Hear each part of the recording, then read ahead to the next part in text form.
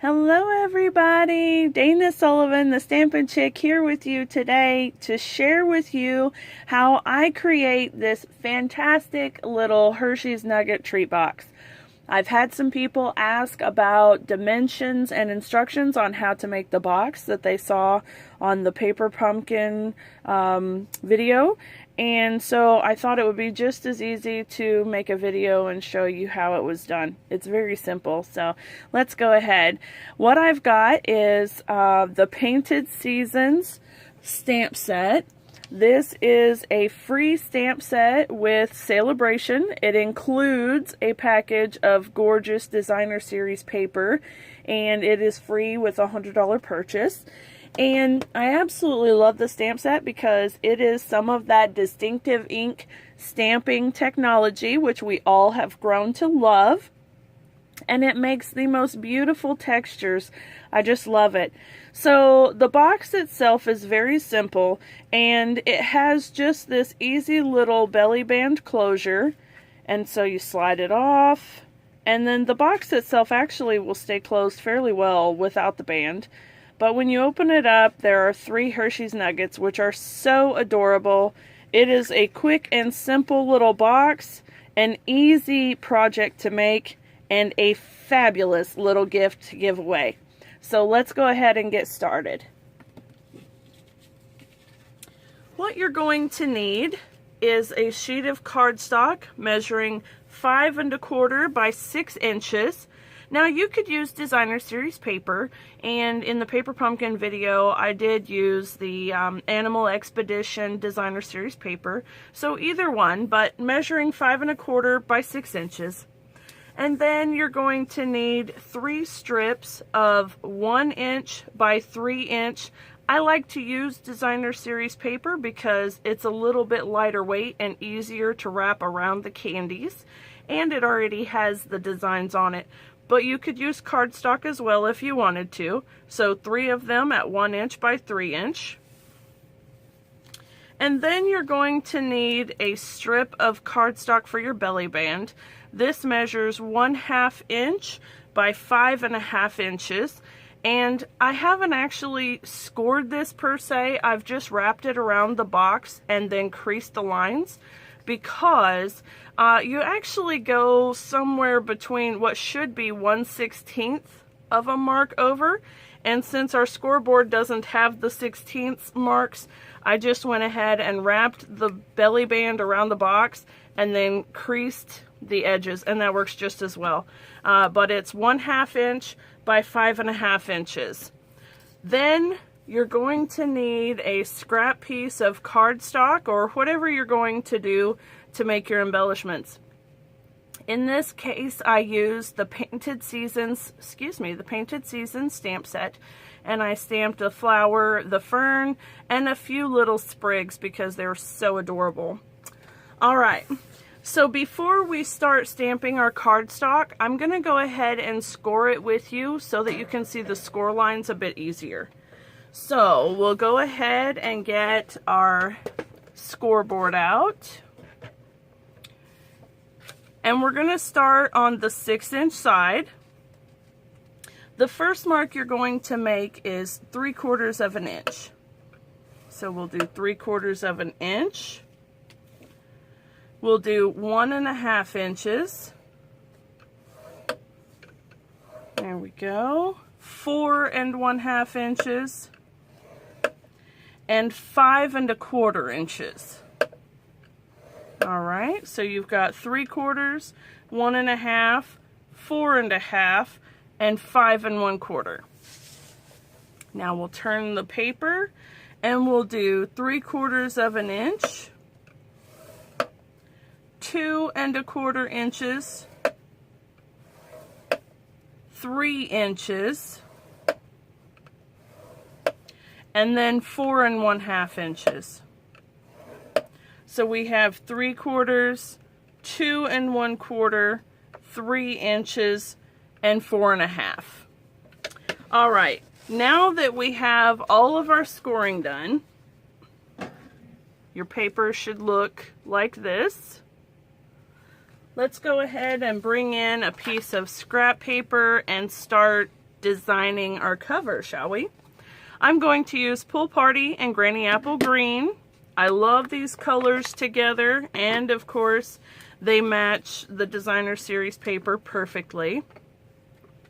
Now I have a little trick, a tip for you when using the distinctive ink stamps. If you give a quick little light tap, tap, tap, instead of a smush or even pressing down, you get a nice, clean image with the distinctive stamps. Okay? So you give just quick little light tap, tap, tap, and then a stamp. And you don't want the stamp to linger on the ink pad too long. Even if you're not pressing it down very hard, you really want it to just lightly tap on the ink pad and then come off it, because that will give you the most clear and beautiful images that you can get from those distinctive stamps. So I know sometimes people struggle with how to get a good clean image with all the detail. And it absolutely has everything to do with how much pressure you're putting on the stamp to the ink pad and how long you let it sit. So we'll just lightly tap, tap, tap. And then we have our clean image. There we go. I love the distinctive stamps because all of that detail is just absolutely gorgeous. Let's see, let's go that way. We'll put one there. Now at this point, you're just embellishing the paper however you want it to be. We're going to cut some of it away, so it's not going to matter fully, but it's easier to go ahead and stamp it now rather than when we've got it cut. So we'll do that first. Let's see, let me go right there. There we go. Alright, now let's take that little sprig and give it a light tap. Notice that I'm not having to use my sponge dauber because I'm just lightly touching the stamp to the ink pad, and I'm still getting all of that beautiful detail. I know one of the things that was kind of frustrating to me when I was first using the distinctive stamps is that I had to use my sponge dauber, and gosh, that took a lot of time. So I've practiced with it and played with it and found that when I stamp it really light and easy and just quick little stamps, that it works so well. So now I have more time. All right. Now that we've got our paper stamped how we want it, and we can still see our lines, let's go ahead and cut away the parts that we need to cut away, okay? So what we want to do is, you see the rectangles right here. There are the two big ones and then the three small ones. We want them upright so that the little squares are facing us, okay? Now the little squares are going to be our flaps. They're our tabs. So we'll work on those first. What I want you to do is, between the square and the first rectangle, I want you to cut past the first line to the second line, okay? And then I want you to do the same thing on just the other side of that rectangle. Alright, so now we have these two rectangles and these two squares, and then we have these two squares. I want you to go ahead and cut on the other side of them as well. So now you have two sets of squares and a set of rectangles free, and then you have this section. Okay, now I want you to flip it over and do the exact same thing on the other side. So we're going to free up the squares, free up the rectangles, and free up those other squares. Okay.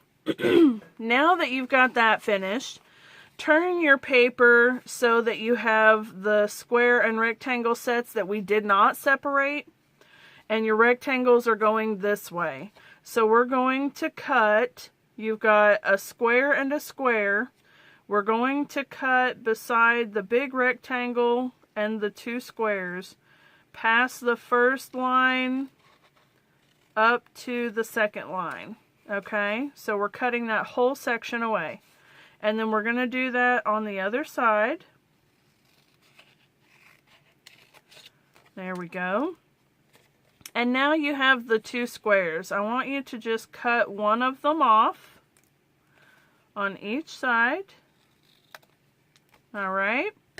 And then I want you to fold down those two next rectangles so that you have the two squares left showing. And cut off the outside square on each side. Okay? So what you're left with is something that looks like this. You've got 4 squares, 4 little rectangles, and then a big rectangle and a skinny one. All right?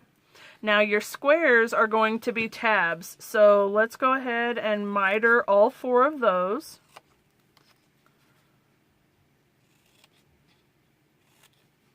There we go. We're almost finished, guys. All right. Okay, and then the last thing I want to do before we start burnishing and putting our box together is I want to trim up the edges here on the lid. So we're going to get our fabulous tri-corner punch, and I'm just going to round the edges on both sides. There we go. So now this is the foundation of our box. All right. So you want to get your bone folder and start burnishing down the lines.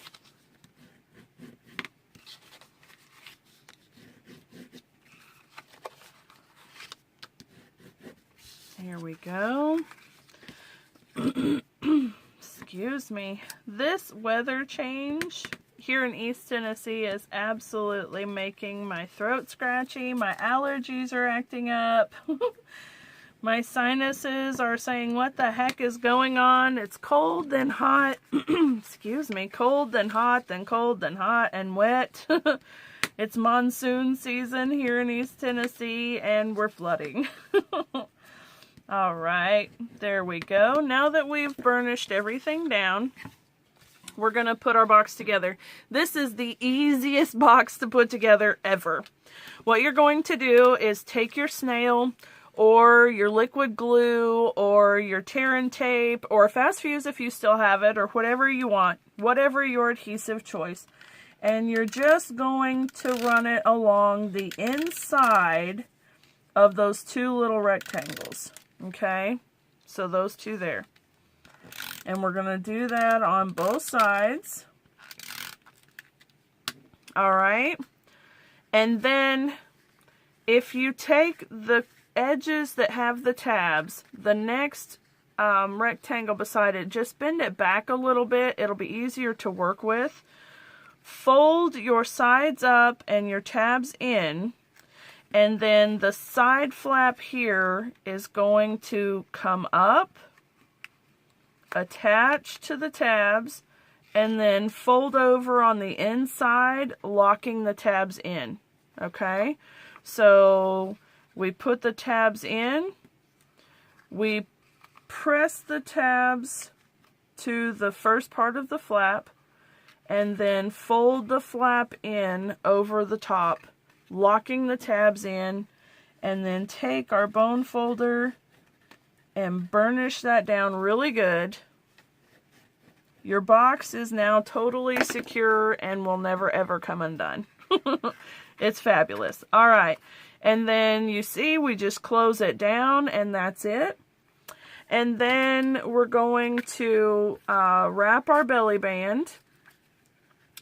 And like I said, you're just going to take your piece, wrap it around kind of snug, not super tight, and then just give your edges a nice crease so that it fits around the box and it stays.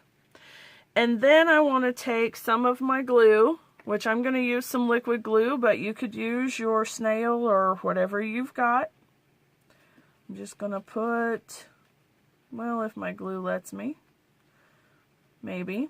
It's time to get a new bottle. All right, little glue here and a little glue here. This way both of those little tabs are intact and they don't flop around or anything. And then we're just going to line up the edges, smooth it down, and now we have a belly band. Now I would go ahead and take the belly band off, press it down really good so that it stays, and then because I want a nice finished look, I'm going to put the joined line on the back side of the cut pieces. Now, I didn't stamp the pieces on the white piece of paper. I went ahead and did that so that I could save some time. But this is what I'm saying. There's your join. I'm just going to cover it up with my embellished pieces so that way this is totally finished and it looks fantastic. Okay? So you can lay it out however you want to. I really liked the idea of putting the fern and the sprigs, so I kind of did something to this effect, and then I just overlapped the flower so you can see, and then it would go on just like that. Alright, so I'll glue these down and I'll put them back on the box, and then that's it. And then to glue your strips onto your Hershey's Nuggets is really simple. Let me get some nuggets here. How about, there we go. Actually, you know what? I really want to do some of the regular chocolate this time because we are going to our daughter's orthodontist appointment today, and I'm going to take both of these to them, and one of them has nuts and this one won't, so that's a good idea, I think. Alright, I like to use the liquid glue because it bonds really well and it stays better, I find, than the snail does on the candy wrappers. So I go ahead and glue one side first, and gives it just a second to set up. And then I'll start with the first one. Oops, if I can get it. I'll start with the first one. And then how the flap is, I go opposite that so that it holds really well. And then just wrap it around. Super pretty. And then put a little glue again on this end. And we're done.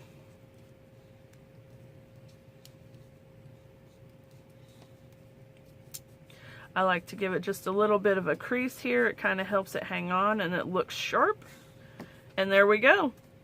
Alright friends, by the time you get your nuggets wrapped and your embellishments put together, you have something that looks like this. Super fabulous, super simple, super easy, can be modified for any occasion whatsoever. Birthdays, anniversaries, holidays, party favors, you name it. Super fun, super simple. I hope that you guys enjoyed this tutorial. I will get this posted on my blog so that you can see the dimensions and don't have to worry about trying to remember. And maybe something on there that you could print out so that you can have it with you. Thank you so much for watching. I hope you enjoyed the video. Have a wonderful day, friends. Bye for now.